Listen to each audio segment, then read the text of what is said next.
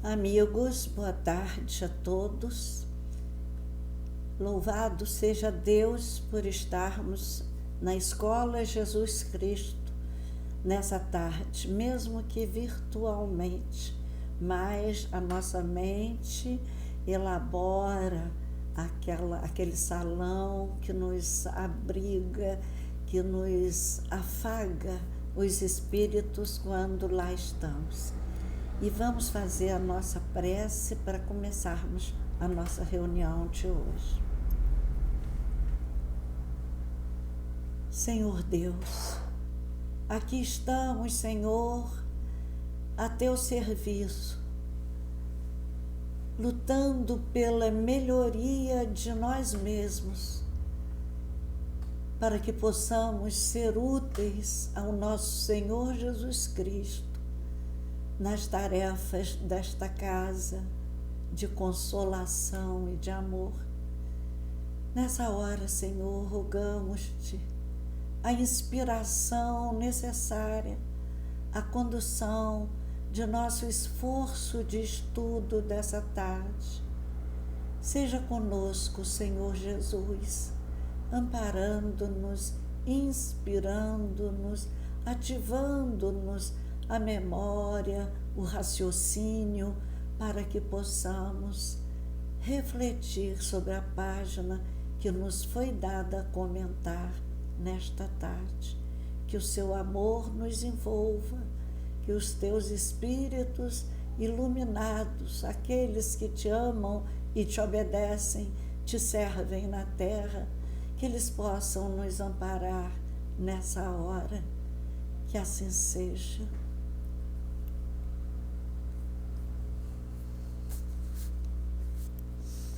Bem, nós vamos, a página que nos foi dada ao comentário de hoje é do livro Religião dos Espíritos, de Emmanuel, psicografia de Chico Xavier. Examina a própria aflição. Essa página comenta a questão 908 do Livro dos Espíritos. Esse livro é um estudo do Livro dos Espíritos. Então, nós apanhamos aqui o Livro dos Espíritos e vamos ver que na questão 907 há uma pergunta que já abre um pouco o nosso horizonte. O tema é paixões. Será substancialmente mal o princípio originário das paixões, embora esteja na natureza? Não, a paixão está no excesso de que se acresceu a vontade, uma vontade exagerada, uma vontade sem limite, né? Visto que o princípio que lhe dá origem foi posto no homem para o bem, tanto que as paixões podem levá-lo a realizações de grandes coisas. O abuso que delas se faz é que causa o mal. Grandes músicos, criaturas que tiveram paixão pela música, nos legaram peças incríveis que nos levam à sensibilidade maior, mais ampla. Cientistas apaixonados pela sua pesquisa nos legaram saúde através de medicamentos, como agora quantos se debruçam nos laboratórios para exterminar o vírus da Covid-19. Então, são paixões que criam, que beneficiam a humanidade, mas não é esse o comum. A paixão é uma vontade elevada a um grau muito grande. Mas as paixões, como nós conhecemos, são de outra ordem. A pergunta 908 é a seguinte: como se poderá determinar o limite onde as paixões deixam de ser boas para se tornarem más? Porque as paixões, como existem as boas paixões que revolucionam o mundo, existem também em número talvez muito maior as paixões más, as paixões que adoecem o ser humano. Aí a resposta de Kardec. As paixões, a resposta dos espíritos a Kardec. As paixões são como um corcel, que só tem utilidade quando governado e que se torna perigoso desde que passe a governar. Uma paixão se torna perigosa a partir do momento em que deixais de poder governá-la e que dá, em resultado, um prejuízo qualquer para vós mesmos ou para outrem. Então, paixões são alavancas que decuplicam as forças do homem e o auxiliam na execução dos desígnios da providência. Mas se em vez de as dirigir, deixa que elas o dirijam, cai o homem nos excessos e a própria força que, manejada pelas suas mãos, poderia produzir o bem, contra ele se volta e o esmaga. Que comentário bonito que Kardec faz aqui. Realmente, a força que podia ser em seu favor se torna em seu desfavor. Todas as paixões têm o seu princípio num sentimento ou numa necessidade natural. O princípio das paixões não é, assim, um mal, pois que assenta numa das condições providenciais de nossa existência. A paixão propriamente dita é a exageração de uma necessidade ou de um sentimento. Está no excesso e não na causa, e este excesso se torna um mal, quando tem como consequência um mal qualquer. Então, toda paixão que aproxima os homens da natureza animal afasta-o da natureza espiritual. Todo sentimento que eleva o homem acima da natureza animal denota a predominância do espírito sobre a matéria e o aproxima da perfeição. Linda, achei lindo esse comentário. E é verdade mesmo, as paixões, elas podem nos elevar como podem nos destruir. Em algum momento da vida, uma paixão desequilibrada por alguma coisa ou por alguma pessoa, meu Deus, como nós atendemos a dores terríveis nas reuniões de desobsessão, provindas de paixões amorosas, paixões que chegam até a fazer que o apaixonado mate o objeto de sua paixão que enlouquece. Então, essa página de hoje, que nós vamos comentar, vem em função dessa pergunta e desses comentários. E eu achei muito interessante essa comparação que os espíritos fazem da paixão como um corcel, um cavalo maravilhoso que tem que ser orientado, guiado, porque se ele perder, quem governa, quem dirige, perder a direção com ele, for incipiente nessa tarefa de comandar o animal, ele pode fazer muitos estragos e até matar a pessoa que o cavalga. Então, essa página de hoje nos fala das paixões que nós temos que causam aflições. Examina a própria aflição. É um pedido de Emmanuel para que a gente se olhe, volte-se para nós mesmos, né? Que nos voltemos para a nossa consciência e que observemos a nossa própria aflição, para a gente descobrir a origem daquela aflição, daquele mal, daquela insatisfação que se torna agonia em nossas vidas. E diz assim: examina a própria aflição para que não se converta a tua inquietude em arrasadora tempestade emotiva. Ou seja, uma inquietude inicial,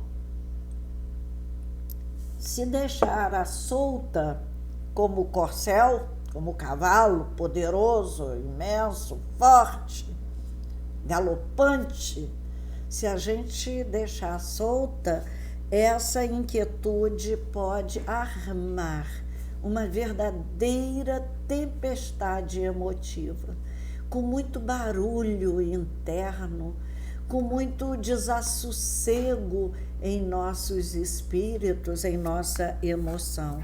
E ele diz: todas as aflições se caracterizam por tipos e nomes especiais. Então, todas as aflições têm um nome. E é isso, são esses nomes, são esses sentimentos, né, que estão aqui nomeados, que vão ser analisados agora. A aflição do egoísmo chama-se egolatria. A pessoa muito egoísta, que em tudo pensa em si primeiro, no decorrer do tempo começa a se ver o centro de tudo, a se adorar, a achar que ela é que sabe tudo, ela é que é mais competente em qualquer ramo ou situação de conhecimento na Terra. Então, essa é a aflição do egoísmo que vai gerar a egolatria. E essa egolatria vai nos fazer ficar sozinhos, porque ninguém suporta a convivência com um ególatra, com uma criatura que só se enxerga e não enxerga a ninguém em sua volta, não enxerga os méritos das outras criaturas que a cercam. A aflição do vício chama-se delinquência. Começa de repente e a pessoa se vicia e não consegue voltar atrás, até que pelo vício ele se torna um delinquente. Tudo tem uma consequência, toda paixão desregrada traz uma aflição que se transforma numa dor muito maior. A aflição da agressividade chama-se cólera. A aflição do crime chama-se remorso. Quantos choram nas mesas mediúnicas? Quantos doentes que trazem as marcas das dores sofridas justamente porque mergulharam nas energias deletérias do remorso. A aflição do fanatismo chama-se intolerância. É isso que hoje a gente viveu recentemente, tem vivido ainda aqui na Terra. A intolerância que chegou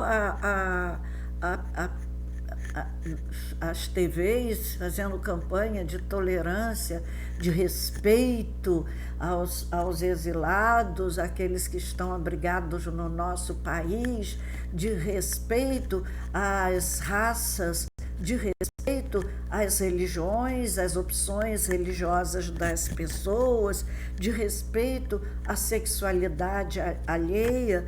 Tudo isso é o fanatismo da intolerância. A aflição da fuga chama-se covardia. Quantas vezes nós fugimos de nossos próprios erros, não queremos assumir os nossos erros, culpamos outras pessoas pelos nossos erros, estamos sempre a nos defender como se a gente tivesse uma multidão a nos acusar, quando ninguém está nos acusando. A aflição da inveja chama-se despeito. A aflição da leviandade chama-se insensatez. A gente começa com a leviandade, não leva as coisas muito a sério, não leva a sério os nossos compromissos, as nossas responsabilidades, e vamos chegar a um estágio de total insensatez que vai nos trazer um descrédito das pessoas. As pessoas não vão mais confiar na gente, é um insensato, né? A aflição da indisciplina chama-se desordem, e ninguém consegue viver na desordem. A desordem, ela seja uma desordem no lar, uma desordem na nossa ordem de pensamentos, na hora de expor os nossos pensamentos, nós os expomos desordenadamente, como se as pessoas estivessem compreendendo a situação que nós estamos colocando, sem que a gente explique. Há uma desordem pensamental, há uma desordem do lar, há uma desordem de trabalho, há pessoas que são desordenadas porque abraçaram desde cedo a indisciplina. A aflição da brutalidade chama-se violência, e essa violência é uma atitude, ou seja, violência sendo atitude, ela é uma coisa interna, ela vem de dentro, não é porque alguém provocou, ela já traz, a criatura já traz em si aquela tendência violenta. Pessoas são características de pessoas sem qualquer consciência espiritual. Essas pessoas são violentas. No plano físico, a violência física, que era uma característica do homem primitivo, até pela sua própria sobrevivência, com a evolução intelectual e a evolução nervosa também, nossa, ela veio a se transformar numa violência psíquica, numa violência de muitas jeitinhos de atacar, essa violência, astúcia, até para a corrupção, que é uma violência contra a sociedade. Essa violência física do passado hoje se transforma em violência mental e em astúcia para marcar a sua força, né? A aflição da brutalidade chama-se violência. A aflição da preguiça chama-se rebeldia. O preguiçoso é sempre rebelde. E ele é rebelde para as pessoas desistirem dele. É difícil lidar com a pessoa. Aí a gente faz o serviço dela para não se aborrecer. Então, a preguiça cria essa rebeldia e a pessoa vai se habituando. Quando ele se espanta, ele é um rebelde sem causa, como se falava nas músicas. A aflição da vaidade chama-se loucura. Eu trabalhei com doentes mentais e vi, meu Deus, como a vaidade assedia de tal forma as criaturas, elas enlouquecem. E quando enlouquece, vem aquelas piadas de Napoleão Bonaparte. Eu sou Napoleão, né? E o outro diz, eu sou Deus. Então, são aquelas piadinhas sem graça, mas é fruto de uma vaidade excessiva. A aflição do relaxamento chama-se evasiva. São os subterfúgios, as desculpas ardilosas com que a gente se evade de uma situação que a gente finge querer, mas na verdade não quer, de um trabalho, a gente alega uma doença, a gente alega sempre, né? A gente tem um subterfúgio qualquer para fugir a uma responsabilidade. São as nossas evasivas. A aflição da indiferença chama-se desânimo. A pessoa que está sempre indiferente ao outro acaba desanimado. A aflição da inutilidade chama-se queixa. O inútil é sempre queixoso. A aflição do ciúme chama-se desespero. A aflição da impaciência chama-se intemperança. É a imoderação. A pessoa não consegue ser moderado nunca. A aflição da sovinice chama-se miséria.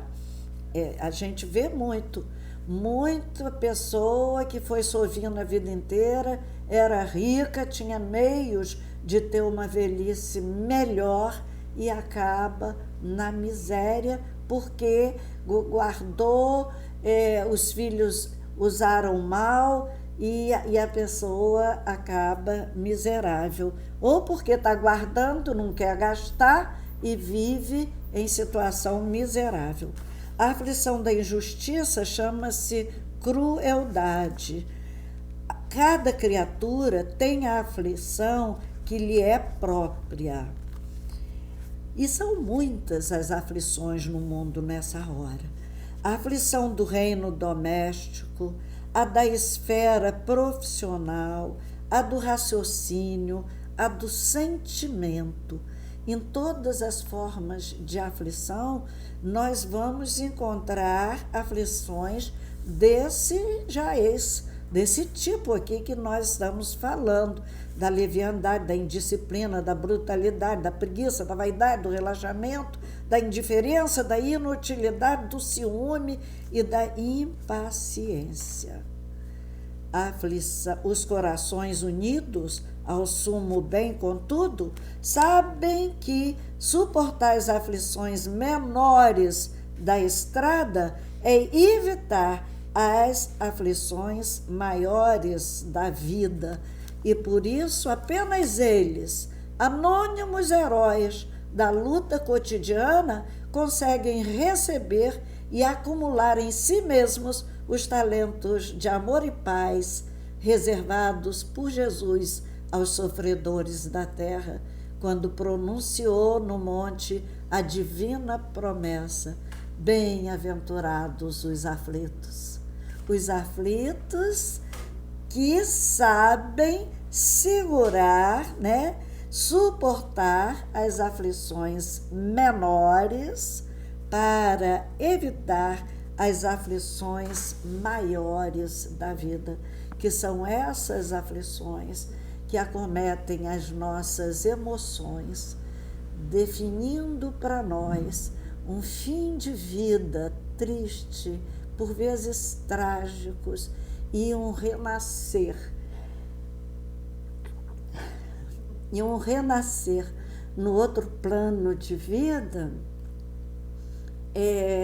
no estágio também de aflito, em estágio de sérias aflições.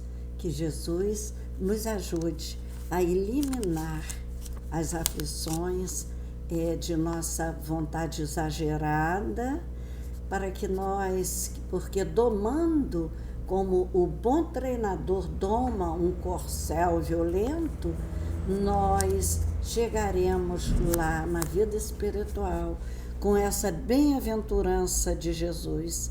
Bem-aventurados aflitos. Não deixemos crescer em nós essas aflições secundárias. Que Jesus nos abençoe. Vamos orar.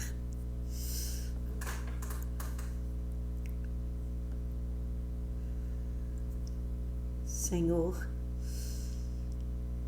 agradecidos, Senhor, nessa hora, pelas bênçãos com que nos agraciastes nesse instante de estudo, queremos, Senhor, te rogar hoje e sempre por nós mesmos, pelos humanos, pelos seres desse planeta que amaste tanto e que desenhaste para nós as mais ternas belezas de um nascer de sol, de um sol que se esconde pelas montanhas, da beleza das flores que enfeitam as nossas vidas.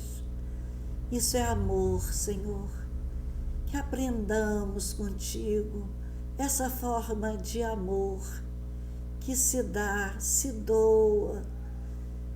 Como dissestes, ninguém tem maior amor do que esse, o de dar a própria vida pelos seus amigos. Deixa-nos, Senhor, estar contigo um pouco mais, descansar no seu regaço, através da oração, nessa hora de tanta tristeza, de tanto medo em nosso planeta. Seja conosco, Jesus, abençoando-nos os trabalhos possíveis nessa hora e amparando a nossa casa e todos os templos de todas as religiões que te honram o nome santo. Que assim seja.